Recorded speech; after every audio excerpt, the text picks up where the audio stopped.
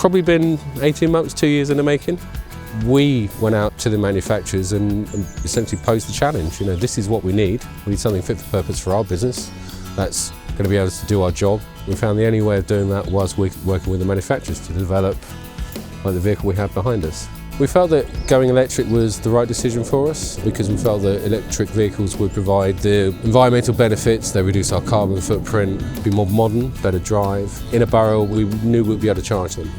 So a truck like this is dealing with those large commercial fly tips. It's quick, it's efficient. If we tried doing that same job, a fly tip that's probably 4 or 5 tons, that would probably take around 8-9 kgs a day, maybe even 2 days of a crew to do. Whereas the truck behind us can clear that fly tip within an hour or so.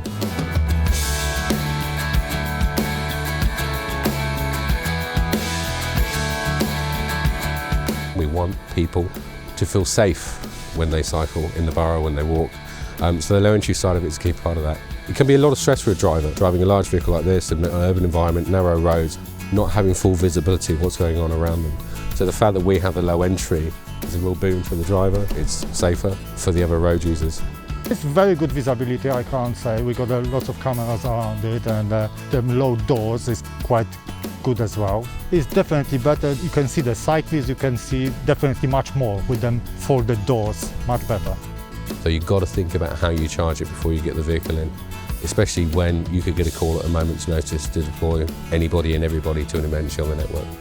So as well as having the charging capacity, it's important to think about where that energy comes from, because not all electricity comes from green sources. We have worked with our suppliers to ensure that we are using as much renewable energy to power electricity that's going through the depot here. We're very conscious that we're a high carbon industry, and we want to make as much impact as we can as a business across the board. And looking at our fleet is a key way of doing that. It's something that we know there is potential in the market to do that for us, and it will have an immediate impact.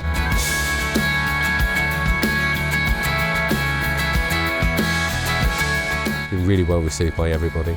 It does talk to the strategy. It's not been a snapshot decision, right, we'll just go out and get that. It's been part of a long-term strategy to reach net zero. But I think the workforce themselves are really, really proud. It's a show of confidence in them that we can invest so significantly over the long term to make a significant impact. And this is an impact in a wider sense, our responsibility to them, to the families, to everyone, to do what we can to reduce our impact on the environment. A little bit dubious at first, but the power seems to be there. Yeah, it seems to be equal to the diesel, to be fair. I've been driving diesel trucks for over 30 years. I can see it's the way forward. I'm a father, I'm a grandfather, so I'm happy to get on board with the electric. Yeah.